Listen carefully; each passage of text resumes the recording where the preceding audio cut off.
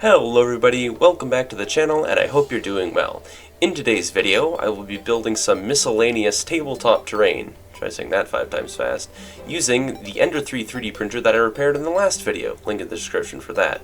Now, the STLs I am printing off today were designed by my brother, and they are nothing fancy, just a very simple wall plan for any kind of building that you can dream of realistically.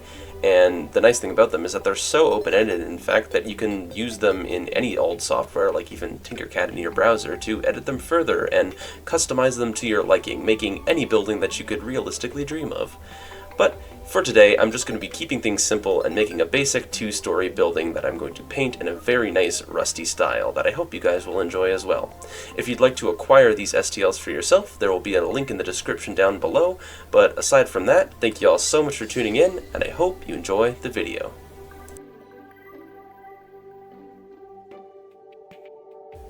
To get started, I need to remove these prints from the print bed. To do this, I reach into my bag of fun, which is just this 3D printer kit that I got from Amazon, and get the spatula they gave me, which I think is just a palette knife for more traditional art. But it works all the same, and I get the prints off the print bed. With the prints free, I use my hobby knife as well as my good old-fashioned meat mittens to clean up the prints a little bit. So popping out all the supports that are in the windows and then cutting off the raft and whatever other little defects with a knife, I get these ones nice and cleaned up. As far as print quality goes, they're alright, but there are definitely a couple defects, most notably of which being the Bowden tube, the blue tube that holds the filament, got into the hot end and melted an entire layer of just ugly brown burnt plastic, which, although gross, wasn't too noticeable when the paint got on, so not a big deal. With the wall prints nice and sorted, it is time to move on to the next most important thing when it comes to a building, and that would be the floors and ceilings. To build these, I'll be using some foam core that I got from the dollar store, and I gotta say, this is some of my favorite material when it comes to building terrain. Anyway, to measure it out, I use a pair of digital calipers in lieu of a ruler that came with the 3D printing kit. I gotta say, I love this kit. It comes with so many fun tools. Anyway, once I have it measured out, I add about 2 centimeters to give myself some overhang and play, and then mark it down onto the sheet, and then just cut it out with a sharp X-Acto knife.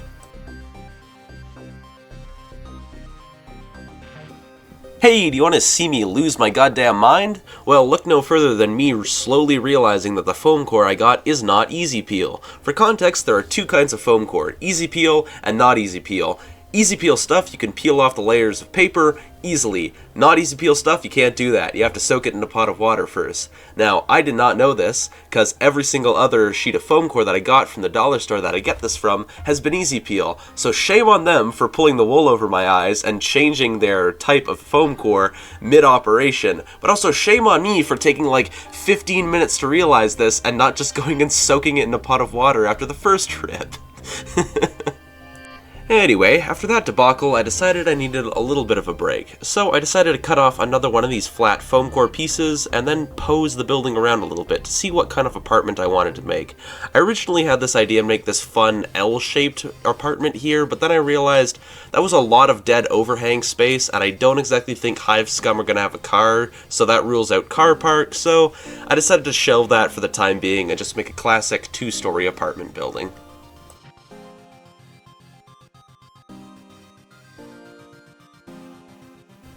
Now that I've got 3 nice pieces of peeled foam core flooring, it is now time to glue them onto the 3D printed walls. Now to do this, I'm going to be using my calipers, measuring them out to 1 centimeter and making sure that there is a 1 centimeter brim around each one of the 3D prints. Now, it wasn't an exact measurement for this because it was kind of hard to line them up perfectly, but in the end, it all worked out. To glue the foam to the 3D printed plastic, I use some very foam unsafe super glue to glue the corners together, and then I use some of the Army Painter's basing glue, which I'm pretty sure is just white glue, on everything else, and then, because I have so many bottles of glue, I used the Army Painter's plastic glue as a glue knife to smooth the glue into the glue joint, and then I used a paper towel to clean up all the excess glue, and holy shit, how many times did I just say glue in this sentence?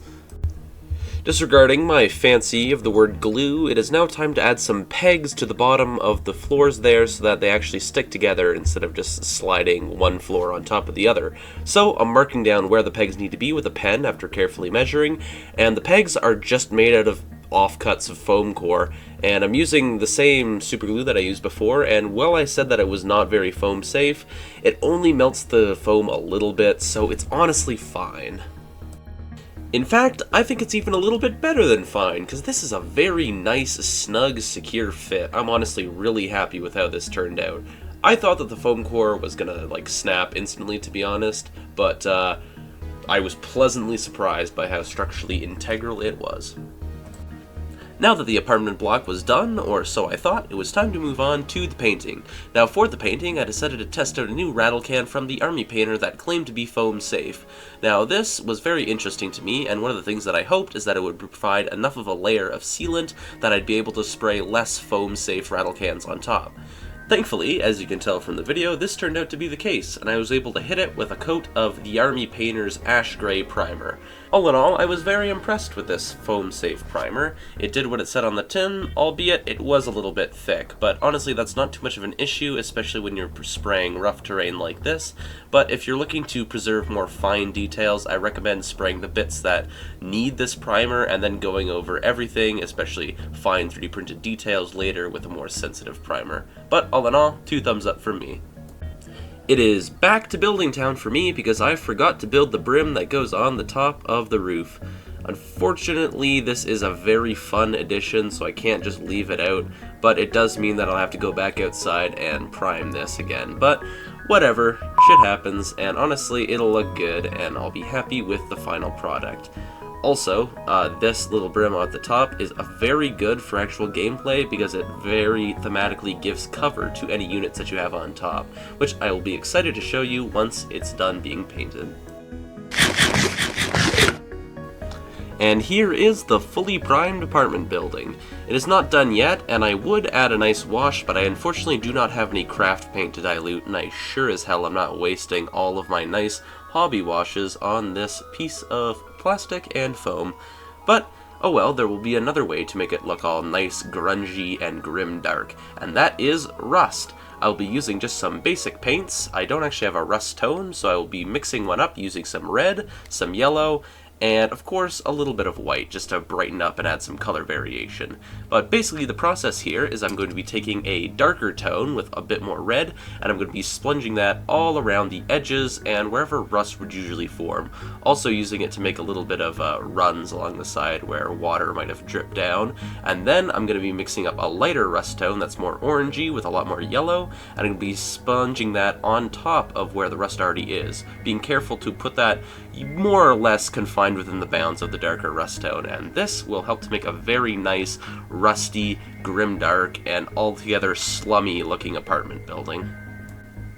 This technique I was using for rust was very nice, but it did make the rust look very fresh and bright, so in an effort to make it look a little bit older, I decided to thin down the rest of the paint on my palette to make a bit of a rust wash. Now, the thing with rust is that when it gets wet, it kind of creates this rust water that stains the surrounding metal, and this rust wash was a very faithful imitation of that, and in the end, it definitely made the rust look a little bit older and made the building better for it. Now that the terrain is basically complete, I still feel like there's a couple things missing. I like a lot of my bigger terrain pieces like this one to have some little quirk or bit of flavor to them, and I feel like this one would benefit from a big ol' industrial air recognition decal on the top, 01-1. Now, here's what I'm thinking.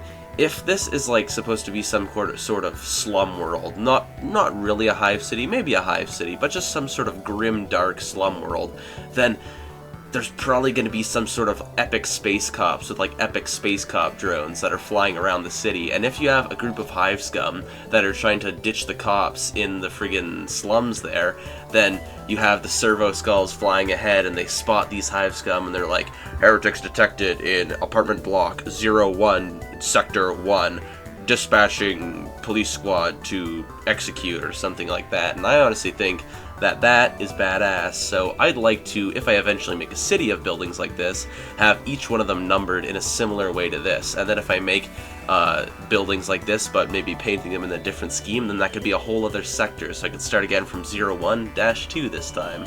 I think this will be a fun thing to do for all terrain going forward.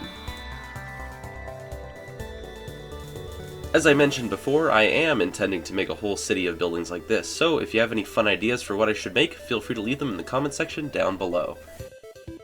Anyway, with the identification numbers on top completed, this is the terrain piece done, and honestly, I am really happy with how this one turned out. It is a very fun game piece, and it also looks good, which is kind of a hard balance to nail. But in the windows, you can fit all of your favorite minis, like your half-painted orcs, your half-painted catachans, and your fully painted lictor on top, albeit with an unpainted base.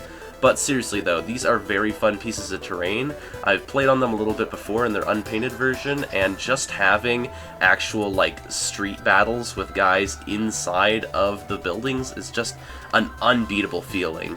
So once again, if you'd like to collect the STLs for yourselves, they are down in the description down below. Now, I hope you all enjoyed the video, thank you all so much for tuning in, and don't forget to like and subscribe if you haven't already. It really means a lot.